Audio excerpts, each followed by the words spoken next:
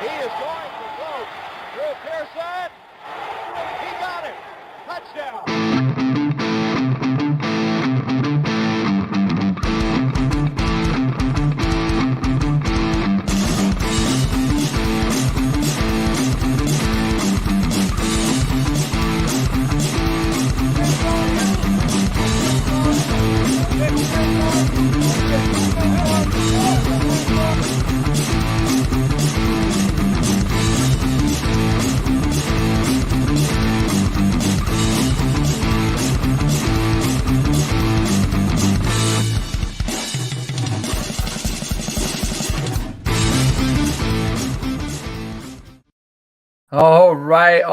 All right. What's up?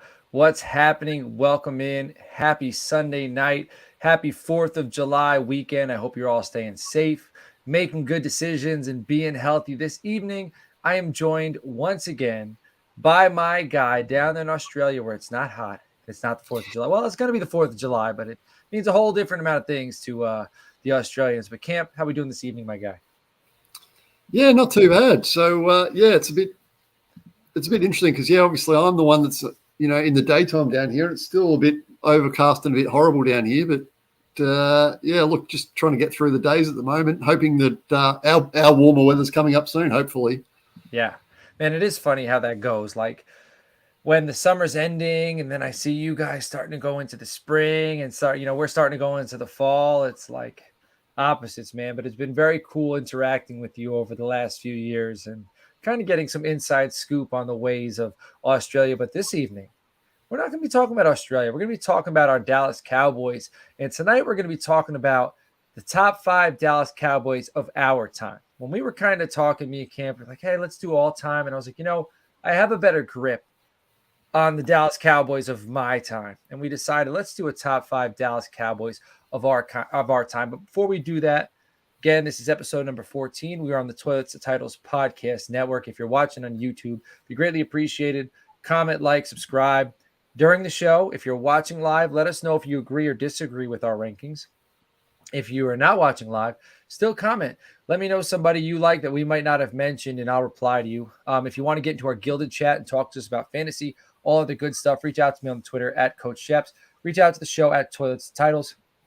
If you're into college football, if you're into the Longhorns or anything else, check out the CFB Nation. That's our sister network. We have tons of good content happening over there. If you want to support the show, patreon.com/Toilets Titles. We have multiple tiers. And we got our Frankenstein Listener League, which if you play fantasy football, if you're on the YouTube right now, or if you're on Spotify, Apple Podcasts, episode number 180 of the Toilets Titles podcast, the flagship show, we talk about the Frankenstein Listener League, and it is absolutely bananas. You need to listen to the episode. You need to see if it's something you're into. We got playable cards, all sorts of stuff. Again, 11 spots available.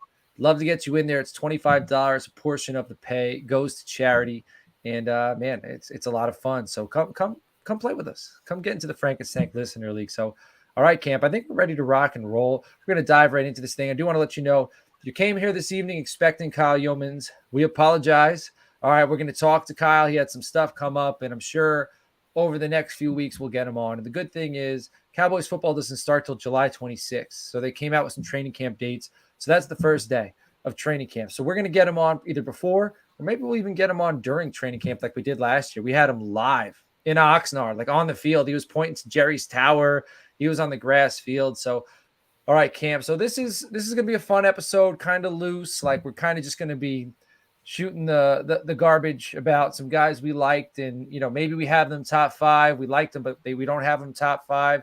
So let's start it off, man. However you want, either offensive side of the ball, defensive side of the ball, skill position, offensive line, defensive line, whatever. But go ahead.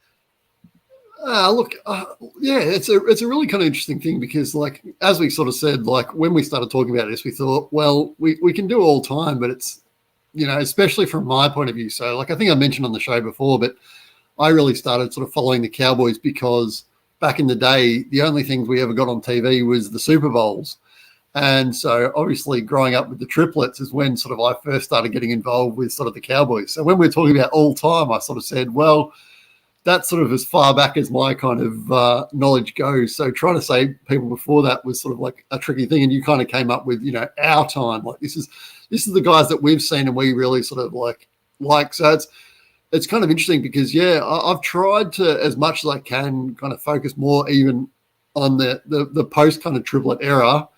I've still sort of like, kept some of those guys in mind, but it's more sort of like going on, and it's really quite interesting, isn't it? Because you start looking at the different positions that the Cowboys have had, and some of the offensive linemen they've had over the time have been pretty amazing, and there's a few names that we were sort of like talking about before we came live that are guys that have made an impact for 6-8 years for the Cowboys. That you kind of it's quite sad how quickly we forget them when they're not playing at the moment. So, well, I do remember I grew up in the 90s, so there are a few members of those teams that have a big place in my heart. So I'll mention a few of those since we're probably going to drift off. And I know you said you have a few too, so you can go ahead and mention. And we are talking top 5, but I'm kind of just talking about, my favorite players. And maybe at the end, I'll wrap it all together with a bow. Who knows? All right, but we're going to drop some names. My son's name is Emmett. Emmitt Smith was my favorite football player of all time, favorite Dallas Cowboy of all time until like the past 15 years. Dez Bryant. I love Emmitt Smith, but my most recent memory, it's Dez Bryant. Dez Bryant's my favorite Dallas Cowboy of recent memory. I love the way he plays the game. I love his story. I love the rocky road he had to take to get to the NFL. Like some things in life, like you got to play the cards you're dealt. Some of you may know Dez Bryant's story, and he was dealt a difficult hand, and that makes me like him even more. And his passion for the game, he played the game like you were playing in the backyard. But up until Dez Bryant, it was Emmitt Smith. I named my son Emmett. I remember, growing up, Emmett versus Barry. One of my buddies was a Lions fan. I grew up in New York. One of my buddies was a Lions fan, and he's Barry this, Barry that. I'm Emmett this, Emmett that. Emmett got the rings. Emmett got the stats. Emmett won the awards. But, I get it. Barry was a stud. But Emmett, ultimate team player. I thought he was ultimate team player. I loved how when he scored a touchdown, took the football, acted like he'd been there before. And Barry did the same thing. Acted like he'd been there before. Gave the ball right to the ref. But I remember when he broke his collarbone against the New York Giants. In a game they needed to win in order to go to the playoff, in order to win a Super Bowl. And back then, AstroTurf was rock solid. The most gutsy performance I've ever seen in my life. Breaks his collarbone, comes back, and the New York Giants are targeting him. Like they are targeting him, throwing him on the ground, rubbing his shoulder. And I think he ran for like over 100 yards in the second half, catching the football, carried the team. Absolutely, or maybe dislocated his shoulder. Like something going on with his collarbone or his shoulder. It's devastating. And that was one of the most gutsy performances. So if we're talking 90s, Emmitt Smith, I remember, back then, I didn't have a TV in my room. Like we didn't have, like TVs everywhere in the house. I had a TV downstairs. I had a TV up in my parents' room. And I remember Sunday Night Football, like everyone in the house watching a movie and me going upstairs and watching TV up in my parents' room. And I remember Deion Sanders, every single punt, it was like I held my breath when this guy was returning a punt. So electrifying. I had his jersey. I had the Dallas Cowboys. Like he made the turtleneck cool, right? I had the turtleneck with the star on it that I wore under my Dallas Cowboys jersey because I wanted to look like Deion Sanders, right? And I wore it to picture day. Like I have a picture from elementary school, Dallas Cowboys, Deion Sanders jersey, turtleneck. And dude, one of the most electrifying players on the field. I loved the swag, the confidence that he brought to the team. So if we're talking 90s, yeah, Darren Woodson was great. Troy Aikman was great. Michael Irvin was great. Larry Allen was great. But my favorites in the 90s, Deion Sanders and Emmitt Smith. Yeah, well, firstly, we're going to have to find that photo of you, and I think we're going to have to tweet that out when we find it. And I think the people need to see that. But like the big argument I always hear with Emmett was like he put up stats due to his longevity rather than having it in sort of like a shorter kind of time frame. But my argument to that is it's so funny because it's like, well, then why doesn't everyone play for as long as Emmett did? Why didn't everyone put up 1,000 yards for as many times as Emmett did? Like, if it was so easy to do that, then why didn't others do it? And so it's that weird thing where people use that against him. And the other thing that people sort of all say, people say like, oh, that this guy had a great offensive line, or this or that. And it's like, when did having other players on a football team all of a sudden become a negative? Like, last time I checked, every team in the NFL has the same amount of players on the field at any time.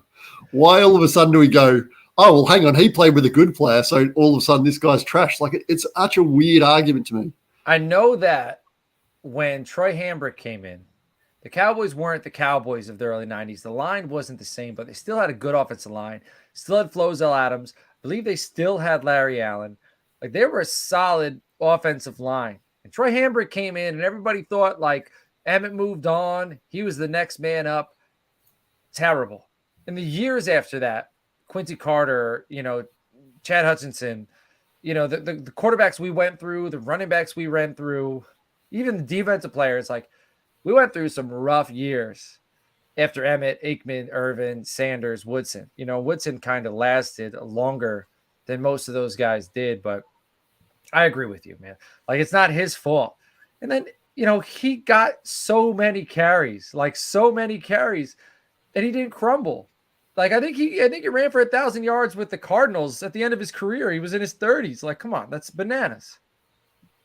Yeah, and then the other name that you've mentioned a couple of times, it was one of the guys that I've got very highly, is Darren Woodson. Like, the old argument that the guys at DallasCowboys.com used to say is, like, the Cowboys have been chasing him for 20 years now, just trying to find the next Darren Woodson, and it just hasn't really happened. And I mean, it is quite funny that, teams now are looking for those kind of hybrid guys who are essentially, a linebacker that does a bit of coverage, and like, he could basically do everything. And it's, the amount of tackles he racked up and the amount of different, like, ways that he could affect a football game. There's very few guys who can do what he does. So yeah, like, he was massive for the teams. And like, yeah, as you said, it kind of felt like at the end of his career, it was kind of a bit disappointing from his point of view, because it felt like the Cowboys were really on that downward sort of slide, and he didn't really get to walk off into the sunset in a really good team. But, I guess that's life for a lot of football players these days. Did he play with Roy Williams? Did we have any years with Darren and Roy? Man, I'm not sure, because I know they drafted Roy in the first round. I wonder if Darren was still around. Do you remember when Leroy Glover was on the Cowboys? Leroy Glover was an unsung hero. Like, when he, we weren't that good when we had him, and maybe I'm kind of bouncing around, but he had a few very good years in the interior defensive line for the Dallas Cowboys, and I think that might have been pre-Parcells. Man, I'm not sure. Yo, guys, Cowboys fans or what? Gravedigger says we're big-time Cowboys fans, man. We're talking them up. All right, so Camp, take us through if you have any guys for the 90s Cowboys, and then let's go into the early 2000s.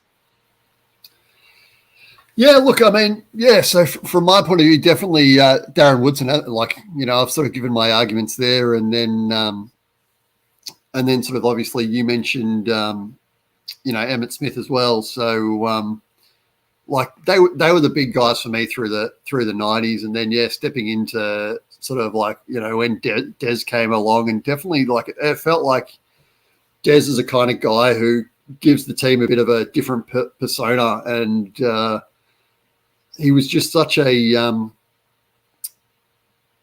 difference maker in so many different ways. So, like, yeah, he's just one of those guys that you love watching play. And it was kind of disappointing in the end how it sort of ended up, finishing with Dez. Like, you would have liked a few more years of him sort of like floating around. But, once again, it's sort of what I've mentioned with, Woodson. It's like they don't tend to sort of like be able to, walk it, how many players actually get to, walk away with a Super Bowl ring or walk away with a fantastic season. And then, like, as you sort of mentioned too, that the offensive line, like a guy like Flozell Adams was on his way out the door basically. And then all of a sudden sort of, the new coaching staff comes in and gives a bit of confidence and says, no, look, we think he can do great things.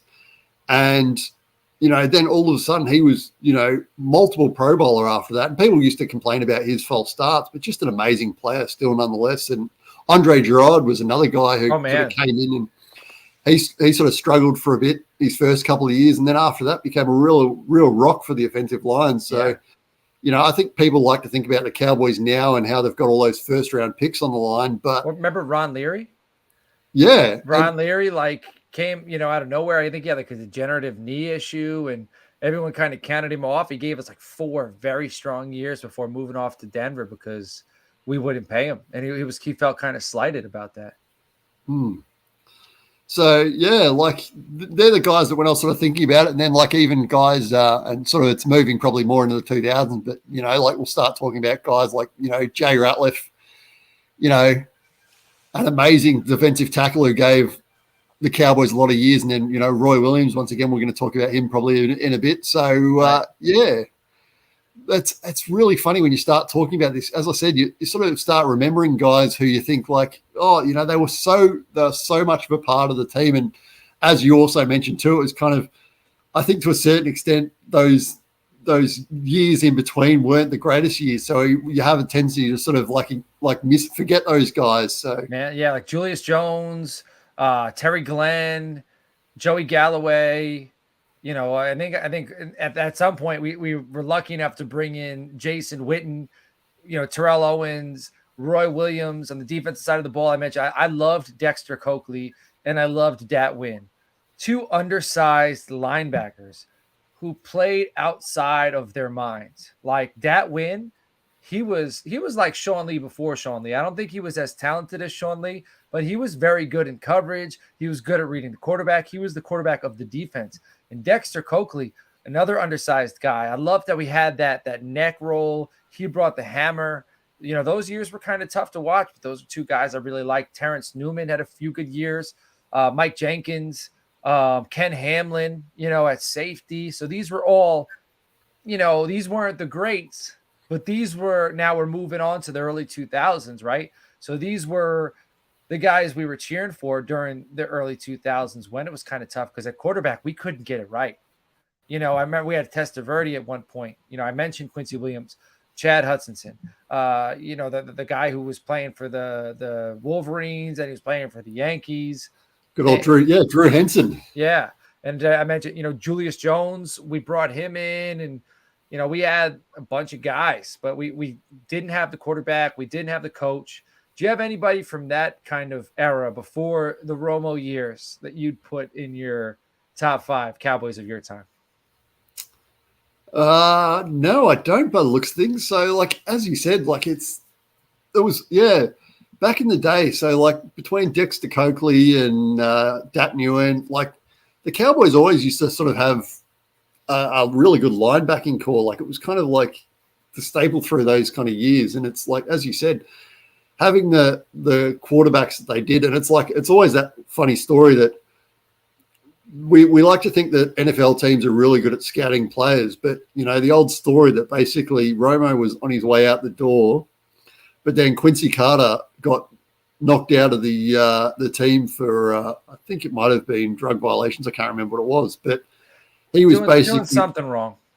He was basically, lined up to be the starting quarterback, and then he was shown the door, and then all of a sudden, this undrafted free agent stays on the team as the 3rd quarterback, and all of a sudden, a few years later, he's starting. So it was a weird time for the Cowboys, wasn't it? Because we did have guys like, and you mentioned Leroy Glover, and it's like that. I mean, a lot of Cowboys fans look back at him as like one of the best free agent pickups the Cowboys have had because they did manage to pick him up. And then I think he was a 3 or 4 time Pro Bowler pretty much smack bang straight out of the gate for the Cowboys. So like he was huge. And it was at the end of his career. Yeah, he was like his good years were in New Orleans. Like, well, his great years were in New Orleans. Yeah, and he was kind of looked at like as an undersized kind of player, but he just sort of seemed to really be a difference maker as a player. Like I think he's one of those guys who was just a good football player. So yeah, look, it's hard to find. I think, and once again, we probably as fans, we have this tendency to look at guys that we have highlights of. So we have, a guy like, as you mentioned, Dion, we have, highlights of Dion, and, Emmett, we have highlights of Emmett. And so they're the guys that come to the top of your mind. You don't really think of like, a Patrick Creighton, who was a great kind of like kick and punt returner for us for a bit. It's like, I'll always forget though, Patrick Creighton missing that ball against the Giants in the playoffs. Because he lost it in the lights, wide open, like it's devastating. But yeah, so it's like from my point of view, it's like definitely if I'm looking at the guys that are to me are the guys that stick in my memory. It's obviously, Emmett, Darren Woodson, as I mentioned, Dez, Dion, and then obviously the guys, sort of the newer era, sort of now past era, but newer era of, your Tony Romos and your DeMarcus Wares. Well, then, now we got to usher in kind of, so Roy Williams was early 2000s. I wouldn't have him in my top 5 of all time, but his first 2 or 3 years in the league were absolutely phenomenal. Then we saw DeMarcus Ware come in, and we saw Sean Lee come in, Tony Romo. You got Jason Witten. Jason Witten, he has to be at the top. Then, Tyron Smith early in his career, Travis Frederick, Zach Martin. So now we're starting to get a little, past the 2010s. But these were all very good players of the not so recent to recent years. Cole Beasley. Cole Beasley is another guy. I'm not going to put him in my top 5. But Cole Beasley, you talk about Tony Romo almost being shown the door. Cole Beasley quit during training camp. Jason Garrett called him up on the phone and said, come on back, right? And the dude, he did his job, and saying Novacek over Witten. Novacek was very good, but, there's not many tight ends I'd put over Jason Witten in general. Like Jason Witten is the blocking, the receiving, and also all the time, he didn't have the offense around him, and Jay Novacek did.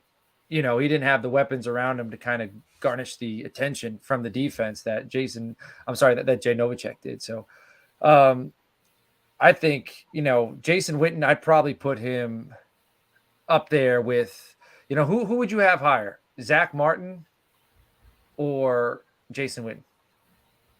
Zach Martin's good. Zach Martin's been, I don't want to jinx it, all pro. Just he has been a rock in the middle of the offensive line. That's a fantastic question, actually. And it's like, look,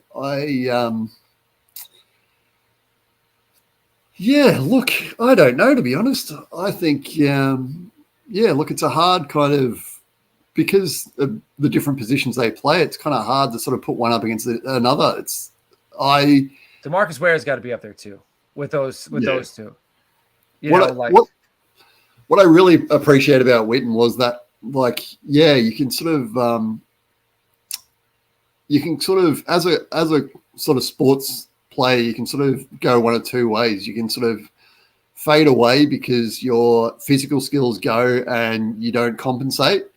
Or the flip side is you can actually just make sure that you work on your skills to a point that your skills can kind of, overcome some physical limitations. And I think to a certain extent, like Jason Witten was never the most amazing physical athlete, but he did all of the little things well. And I think that's kind of what he focused on all through his career, so that when he was sort of getting older, he still could kind of do those basic things. Like he was making sure that his routes were crisp and he always was in the right spot.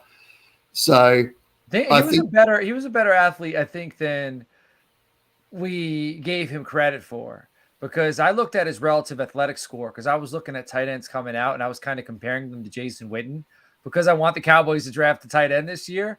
And his 40 time, like he was a little more athletic than early, but then later in his career, he adapted. Now, early in the show, I talked about Emmitt Smith and one of the most gutsy performances I've ever seen. There are a few other very gutsy plays, right? Like Tony Romo against the Rams, when that ball went over his head, bounced like 30 yards back, and he manages a first down. I remember Marion Barber getting tackled like in the end zone. It would have been a safety, breaks like 4 or 5 tackles just to get 2 yards. How about Jason Witten when we're playing against the Raiders in preseason and Rolando McClain like punctures his spleen, right? Like it was a spleen injury. I'm sorry. I don't know if I have it exact, but I know the dude hurt his spleen and like it was life threatening. His wife was like, you're not playing next week. And the dude suited up next week. How about, Tony Romo? I'm not putting him in the same conversation with Witten, with Ware, with Zach Martin. Tony Romo punctures his lung, goes to San Francisco, like plays, wins a ball game. So, some of these players, we haven't won the Super Bowl. We haven't been to an NFC championship, but we've had like some fighters, and I respect that. And Sean Lee, if Sean Lee didn't have, and obviously like there's a lot of players, I'm sure, for every organization in the NFL. if they didn't get injured, story would be different. But Sean Lee, he had such a nose for the football.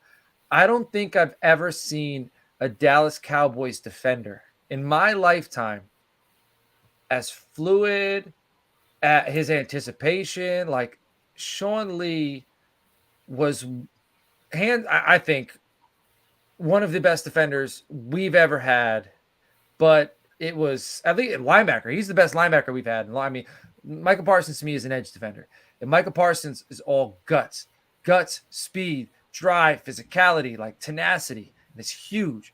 But Lee, he knew what you were doing the second you decided what you were doing.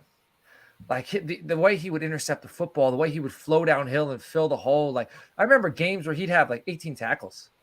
And these weren't like 18 tackles where he's padding the stat sheet. These guys are 5 or 6 yards upfield and he's cleaning up like we would see Jalen Smith do. It's like 18 tackles, like 10 of them in the backfield, 6 of them at the line of scrimmage, 2 of them chasing you down and running you to the sideline. So are there any defenders who stood out to you besides the guys I mentioned? Oh, well, I'm actually, so it's funny because I'm just sort of, as you were talking, I'm sort of going back and looking at the early 2000s again. And it's like, it's some of the guys that, are not guys that are going to be in your top, but, like Terry Glenn gave the Cowboys some good years in the middle there. And then, a guy that we haven't talked about here, but you and I have sort of chatted about previously, Greg Ellis. Like Greg Ellis will always be known for the fact that there was a certain wide receiver. I can't remember the wide receiver's name. It's never come up in conversation, but the Cowboys were going to draft a wide receiver and they didn't. It couldn't have been Moss. It was Randy Moss? Yes. So as well, see, maybe people have moved on, but for a long time it was, Greg Ellis was the Moss pick. And it's so funny because it's like you could pretty much pencil that guy in for 8 sacks a year. And it's like, I think the Cowboys would just like love to have a guy that they could just pencil in right now and say that guy's going to get 8 sacks. Like we just took it for granted that, he was only getting 8 sacks because for some reason we decided that 10 was a good number. We really cared about that. So, it was just kind of funny. And then a guy that came up in the chat at one point was Brady James. And Brady James is another guy who was a linebacker who had some really good years for a while there. And so, like once again, he's probably not like a top 5 guy, but just like was really a really good, solid football player for a long time. And then Mario Edwards, it's so funny now. It's like you think of guys that, you remember watching playing, and then Mario Edwards all of a sudden, I think his son's still in the league, is he not? I think so. Let me see. So, so like once again, he was a guy who was, not like a top player for the Cowboys, but was a really good kind of cornerback for a long time. And like, Sean Lee was definitely a different kind of beast. And, we talk about the longevity with Emmett. It would have been lovely to just see Sean Lee just sort of avoid those injuries a bit more, because it was just every time he got on the field and he was healthy, like I can't remember the game now, but I remember there was one game where he had a sack, interception, and there was something else he didn't, and it was just like recovery. I think it might have been, and it was just he was everywhere on the field. And it's just like when you get linebackers like that, and that, like to a certain extent, I think we thought that a few years ago with the Cowboys as far as LVE coming in, and if you can get guys, they can make such a difference on the football field to have those linebackers. I would have loved to see Sean Lee be a bit healthier, but Man, Ultra Cowboy was stationed in Japan when we passed on Moss. He was pissed. Yeah, well, that's why Jerry didn't pass on Dez, and Dez wasn't Moss, but Dez was a tier below. Dez, like I said earlier in the show, one of my favorite wide receivers of all time. It was a blessing being able to watch. I remember where I was. I was in my apartment in Montgomery, New York. I just moved in like 2 months prior, watching the draft with my now wife when we drafted Dez Bryant. And Ultra Cowboys saying we got the best roster in the NFC. I don't know. I hope so. The Eagles and the Niners make me nervous, but I do think we have a very talented squad. So I think we covered on a lot of these players. We haven't really touched on any running backs besides Emmett. And I don't think Zeke and DeMarco Murray are in the same conversation. And not for nothing, I loved Marion Barber as well. I loved Marion Barber coming out of Minnesota, he ran so hard, so physical. And the years he gave us were great years. DeMarco Murray, the years he gave us were great years, but I'll never forget his fumble against the Green Bay Packers. I want to say we were up like 10. We had a chance to go up 17. Huge window for him to run through. And then Julius Peppers reaches from the side, punches the football out. We fumble, Packers get the ball, completely changes the ball game, but that'll forever be associated with DeMarco Murray, not the 2,000 yards rushing and not him going to Philadelphia and absolutely stinking afterwards. But Camp, I'm interested to hear, where do you have Zeke and DeMarco? Who do you have higher?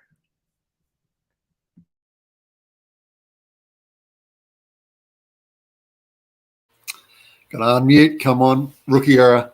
Like, yeah, both of them, it feels like they had peaks of sort of like a short time frame. Like it's really kind of frustrating to sort of see where Zeke is now, because it kind of felt like those first couple of years, like he was just such an amazing athlete. And it's, when you're a running back and your legs start but like betraying you, it's just a sad thing to watch, really. And it's, truth be told, I really hope he goes somewhere this year and can provide something, because, at certain points he was sort of running in concrete. But to me, when he was on top of his game, he was a different football player. I think, the Cowboys did to a certain extent sort of like, base their offense at certain times around the running back. But I think with DeMarco Murray, it was a different kind of experience, because I think it was really kind of focused on, making sure that he had really good pathways. Whereas Zeke, I felt like he kind of just throw the ball to him and say, do something, and he would.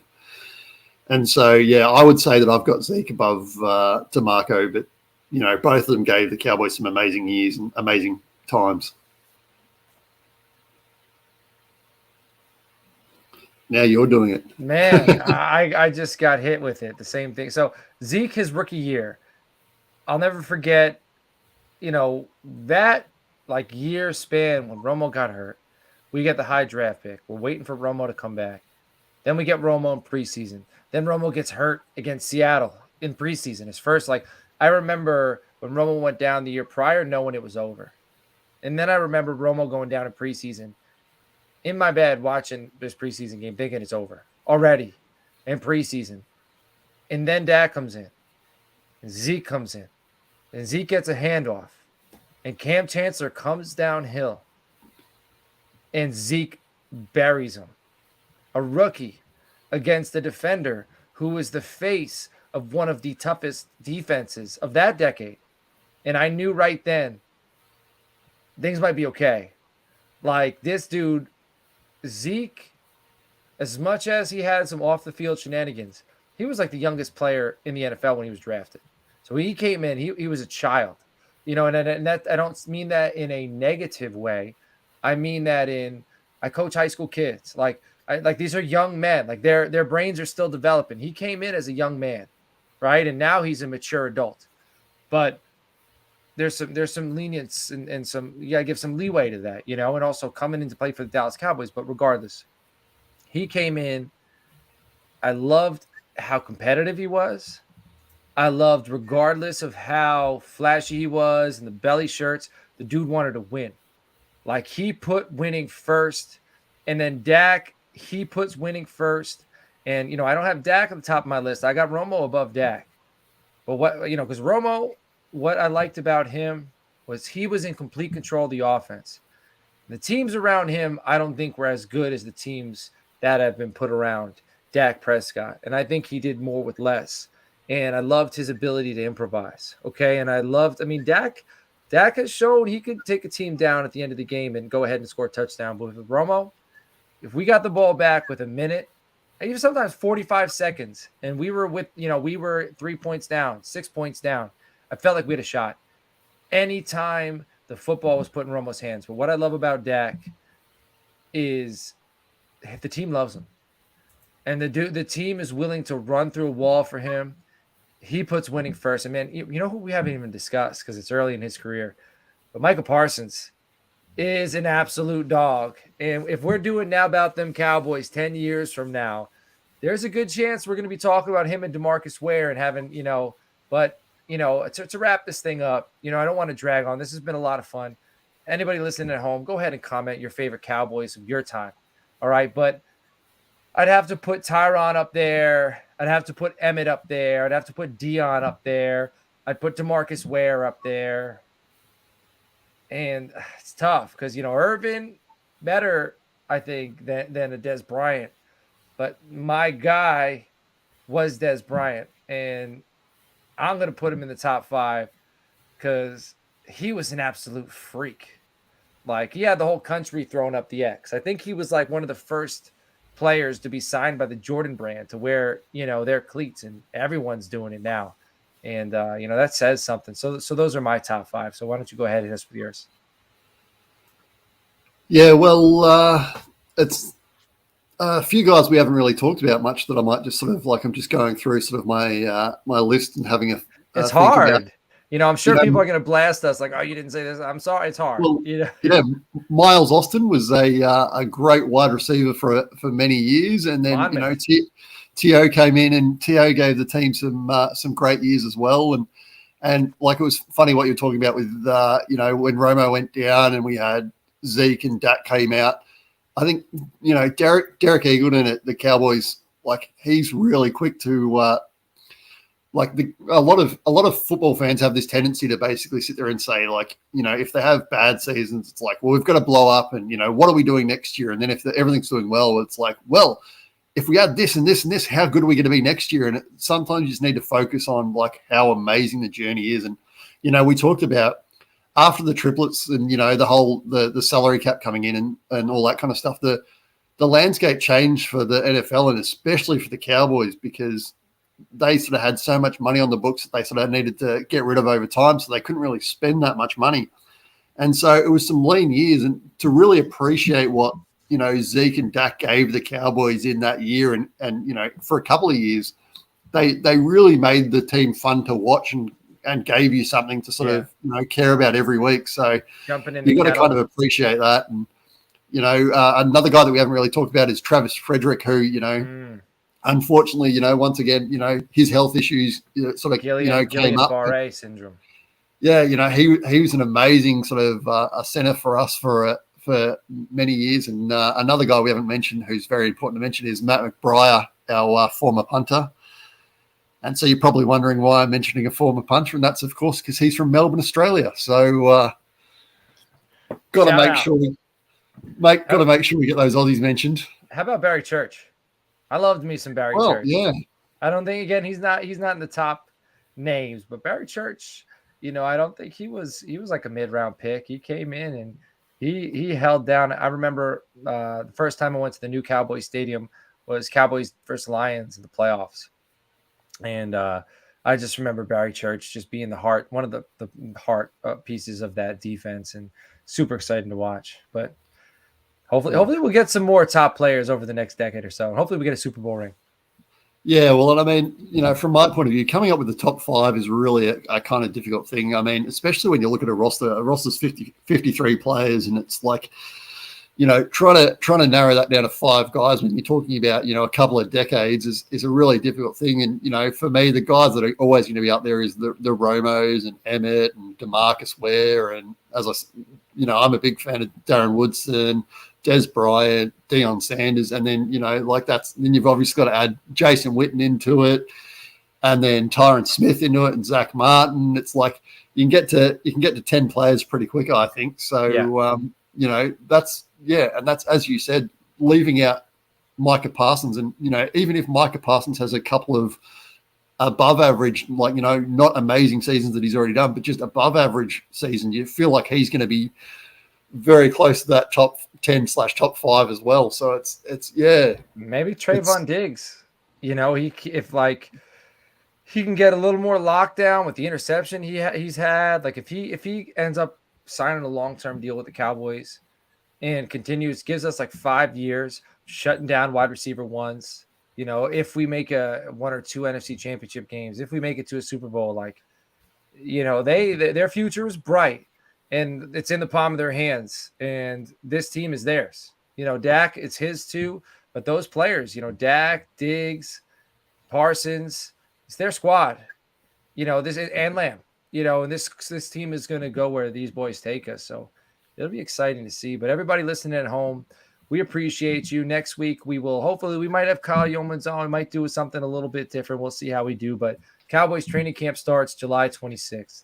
So we're like 3.5 weeks from things getting real. And obviously during that time, you hold your breath. Every day I read the training camp report, make sure I see, who's hurt, who's not hurt. So it's like a lot of anxiety through training camp and through, all the preseason games. It's mostly around Tyron Smith because that dude can't make it out of training camp. So, let's keep him healthy this year. Let's see what we can get for one more year. But everybody listening at home, if you want to join in with our chats, gilded.com, we have an app there. So throw me a DM at Coach Sheps, throw the show a DM at Toilets Titles. We'll get you in our gilded chat. If you want to get into our Frank and Stank Listener League, it's $25. Again, it's crazy. Episode 180 kind of describes that. If you want to support the show, patreon.com/Toilets to Titles. So that for the most part is it. Camp, do you have anything to say before we just let these fans go?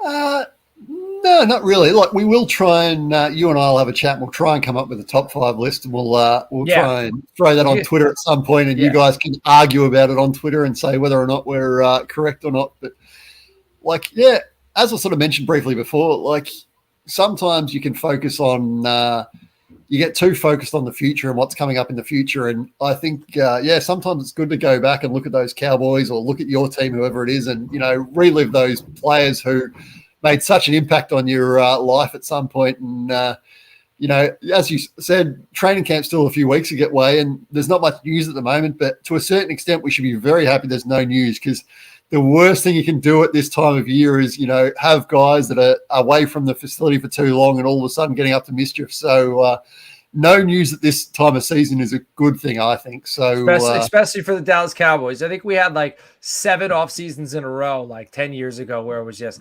arrest, suspension. So let's not jinx it. We're knocking on wood here, but everybody, appreciate you. Stay tuned if you're liking what we're doing, because coming up next, we've got Sunday Night Live. They're going to be talking about players to draft above their ADP. You want to check that out. We got Toilets Titles Tuesday. We got head to head. We got all sorts of NFL, fantasy football, gambling. Subscribe to the YouTube channel. Check us out. Stay with us. We'll catch you all later on. Take care.